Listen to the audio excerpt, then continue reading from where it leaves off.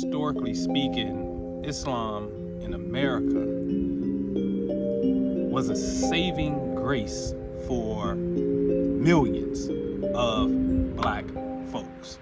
Way back in those days, which the Honorable Elijah Muhammad only gave us a hint of how majestic a people we were.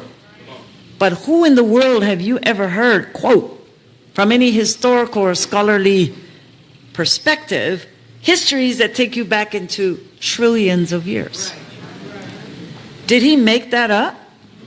Or was he taught by a master, a God who he said traced back to star histories in order to track our DNA and our evolution from darkness of space that had the material to produce a living human being that had to be the color of the material of darkness in order to survive, the heat that existed at that time in the making of the sun, So we are not just earthbound builders, we are cosmic architects.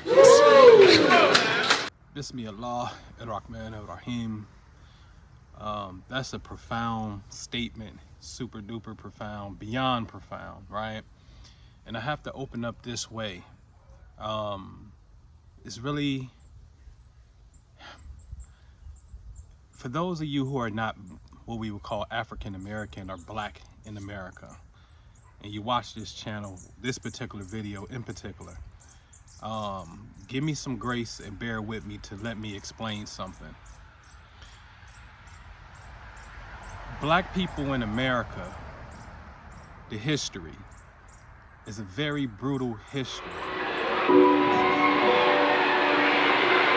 It's awful to see an adult hosed down or attacked by a dog or beaten with a baton.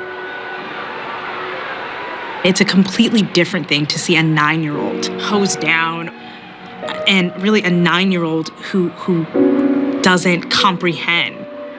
That is a powerful message that gets sent out to the world. And you have to understand that these genes from the slaves have absolutely carried on into future generations, and it creates what's called post-traumatic slave syndrome, as Dr. Joy DeGuerre has mentioned.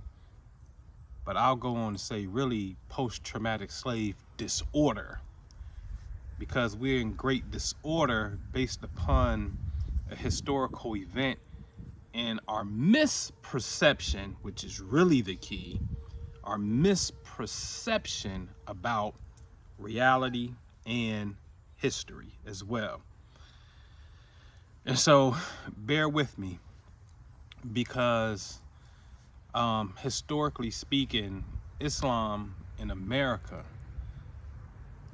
was a saving grace for millions of black folks, but it wasn't an Eastern Islam, all right?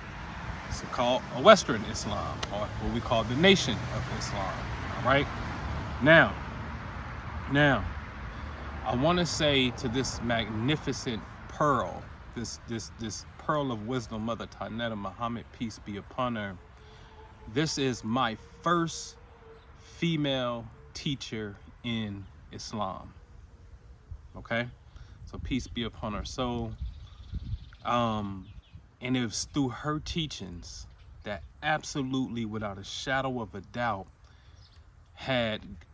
which had guided me into the higher planes of mathematics, the higher planes of God's reality, all right?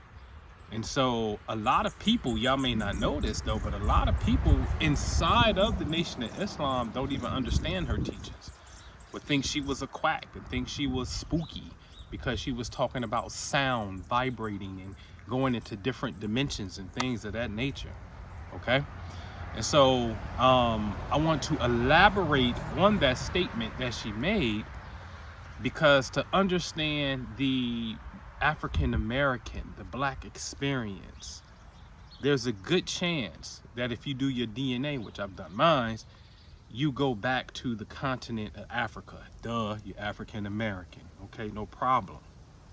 So when she mentions like to trace our history goes back into the stars. To get into Allah, to get into side of that DNA, you're going to have to understand some star history, right? And that's profound, because that leads me to a very really famous book called the Sirius Mysteries, right? Which starts to elaborate on this star called Sirius. Okay, now Sirius A is the bright star that we see, which 100% the United States of America loves this star. And I'm gonna bring it home, trust me when I tell you this, loves this star. But Sirius A has an invisible star that you can't see with the naked eye that Sirius A is going around, called Sirius B. Okay, now they will tell you that, well, they didn't see it until 1970 for the first time, but it was actually first detected in 1862. Now that's a very, very interesting year, which I'm gonna do a whole nother thing called the God of Abraham, because 1862, you in the middle of the Civil War. You're at the 1 year anniversary of the American Civil War, and your independence, freedom is really about to come right then for black folks, right? But I'll digress and I'll get into that a little later. So Sirius A, Sirius B, this is something that's known, a star that's known in the Dogon cultures. And when you look at Sirius, it looks like, or what's called Canis Major, like a K9. They call it, well, this is the dog star because the constellation looks like a dog, okay? And this is something that's known in the Dogon from Mali, which is Western Africa. They have a profound knowledge of this particular star. In fact, they say that the first people to inhabit the earth, the Nomos, came from Sirius on an ark, like Noah's Ark. And this is way, way, way, way before the Bible. They said that these group of beings came on the ark from Sirius called the Nomos. Okay? So their cosmology alone validates with Mother Tynetta, peace be upon her, what she said, we got to trace our history back to the stars. Well, that's what the Dogon exactly said. They've been said this, right? And back in these times, I'm talking about Nation of Islam times, there was no correspondence between African spirituality and cosmology in the Nation of Islam. Technology wasn't there yet. We can go pull it up, okay? So that's interesting that that statement actually checks out when we cross-reference with the Dogon cosmology, okay? Now, we're talking about the Sirius dog star, but in culture, you will see it as Sirius XM radio. Its logo is what? A dog with a star. So now corporate America is tuning in to this powerful, powerful binary star, okay? All right, that's a fact. But now let's go from Mali and let's go to Egypt. And when you in Egypt, you get a goddess by the name of Sebdek, okay? Excuse me. Who got the star on her head, which is also, some say, a personification of the goddess Alset, which is Isis in Greek. And she is the Syrian god, because it's noted that when this star becomes visible in the morning, shortly before the sun comes up, we can say really about now, it's just at mid-August, okay? They notice that, hey, the Nile River is starting to flood and rise. Let's start what's called the Sothis year, the Syrian New Year, and have a festival. And they attributed this energy, this star, this Nile River, this flood, with the feminine goddess, okay, Sebdek, okay? So now you have it in Egyptian cosmology, right? Which we can say definitely is more on the eastern side of Africa. And then you got it in West Africa with Mali, okay, with the Dogon, okay? Now, the Holy Quran comes in Surah 53, verse 49, and says, and he alone is the Lord of Sirius. Time out. Why would Allah have to declare that he is the Lord of Sirius? He didn't say the Lord of Beetlejuice, the Lord of Formaldehyde, the Lord of Aldebaran, the Lord of, Procyon. Sirius. Interesting. So now we done went from Mali, West Africa. We done went to Egypt. Now we in Arabia. Okay? Now we in Arabia. Okay? Now, when we look at the history of Sirius, again, it's known as a dual star. It's a binary star system that orbits every 50 years. The two stars in the system are Sirius A and B, with Sirius B being the white dwarf. Look at the very bottom. The brighter star in the system, Sirius A, is only 8.6 light years from Earth. Hold on, ladies and gentlemen, this is about to get real interesting. There's 2 points here. I want you to reference 50-year cycle with its orbit. Sirius A, Sirius B, 50-year cycle. And then Sirius A's distance is 8.6 light years away from Earth. So here's the question. Could Elohim, which, remember the Bible, Elohim created the heavens and earth. That's what it says. The very opening sentence in the Bible is Bereshith bara Elohim, right? In the beginning, God created, what did he create? The Shayamim, the heavens. And I told you and I showed you and showed you that heavens actually translates to astrologer, okay? Having a thorough understanding of the heavenly bodies, okay? Now, could Elohim be a reference to the 8.61 light years that Sirius is from the Earth? Because when we look at the word Elohim, Elohim equals 86. In this process of gematria, you understand that the letters have a numerical value. So Elohim literally means, translates or has a numerical value of 86. So the Lord of Sirius, the Lord, could this Sirius again being 8.6, could Elohim from the Hebrew standpoint purposely be a mathematical computation, a construct to give you the reference point to, guess what? The brightest star in all of the heavens, Sirius. Think about that. Could it be? Okay. I already showed you before in another paper, Fractal 26, when you deal with Yahweh and how Yahweh's number is 26. But what a coincidence.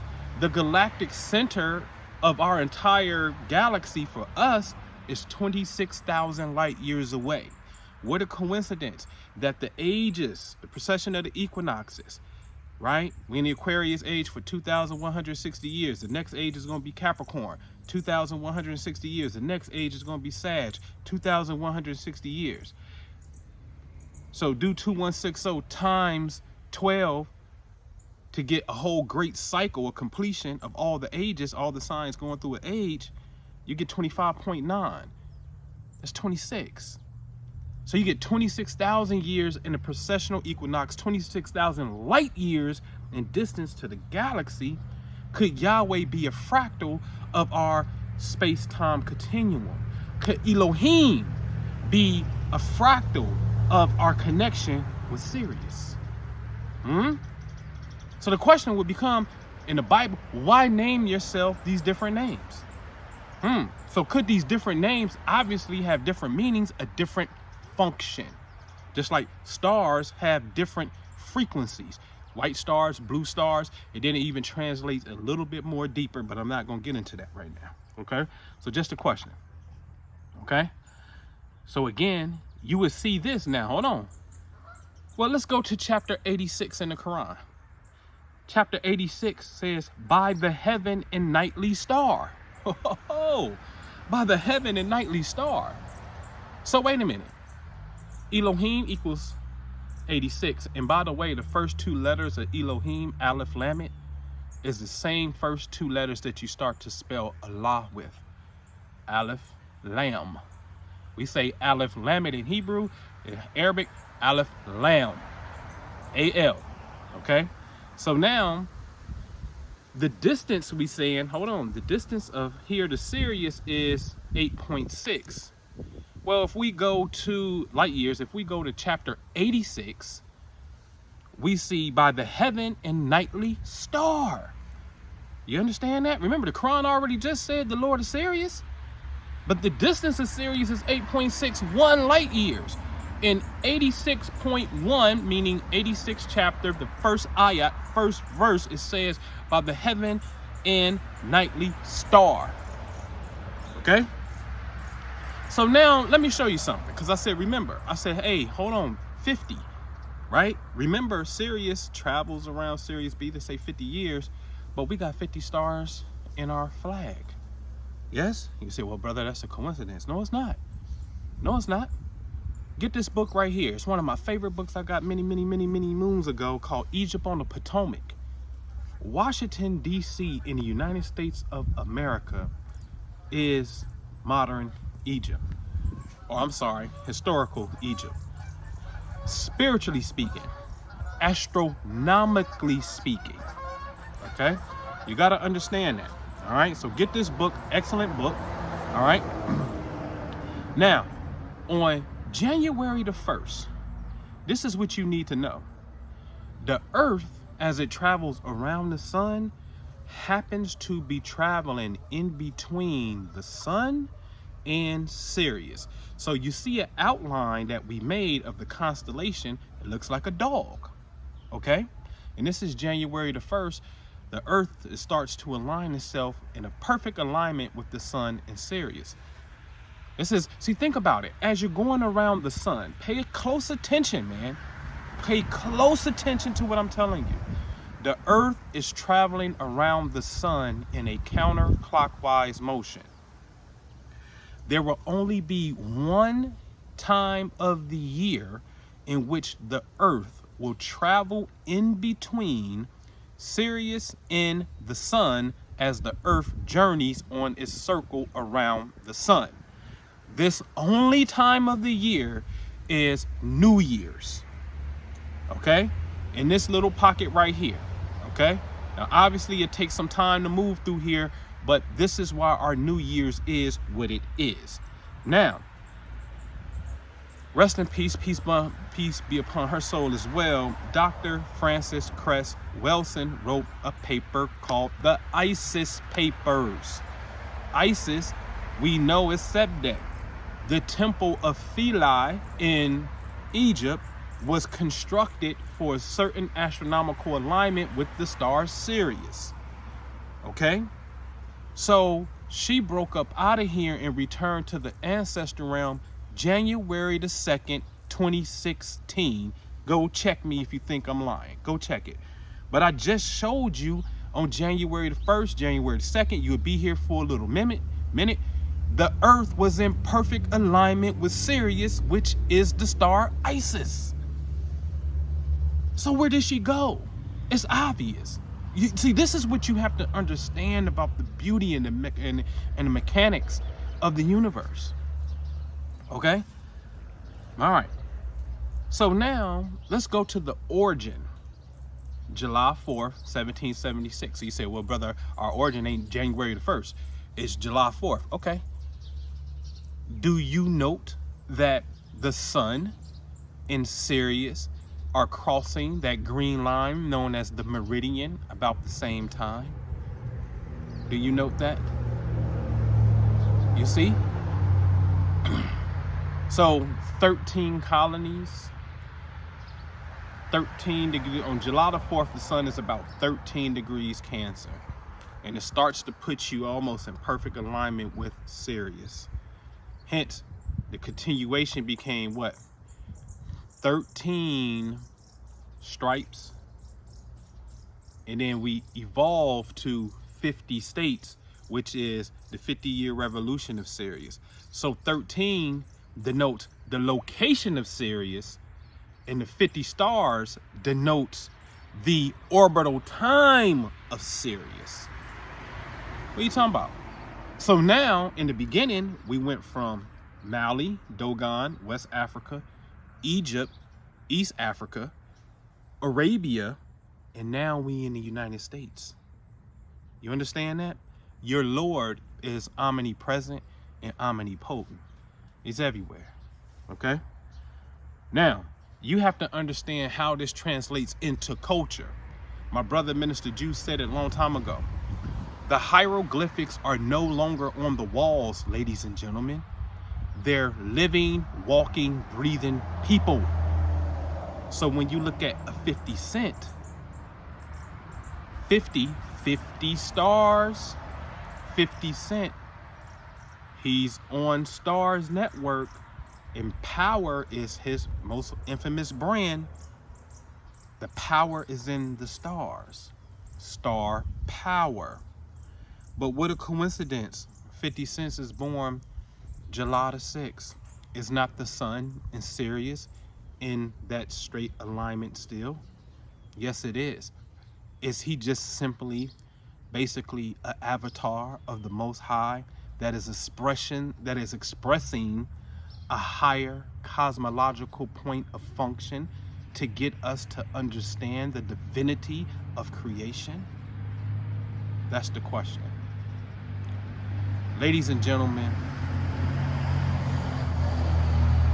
you have to know that God is omnipotent and omnipresent, and I'm going to put a lot of emphasis on present. You have to understand when things move, it is always, as the Quran would say, it is the will of Allah. In the Holy Quran, chapter 56, verses 75 to 79, it reads, I swear by the positions of the stars. This is an oath, if you only knew, that is awesome. This is an honorable Quran, in a protected book. None can grasp it except the sincere.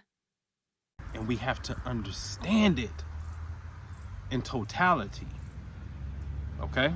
Not in a blind faith type of thing. And there's nothing wrong with blind faith, but I'm talking about coming up to your trestle board and tracing the fingerprint of God moving through people and events in our space-time continuum. So absolutely, our history goes way, way, way, way, way, way back, because that's the origin point of creation. All right? So with that, I greet you in peace. Subscribe, click that notification button, do all that good stuff that's coming at the end.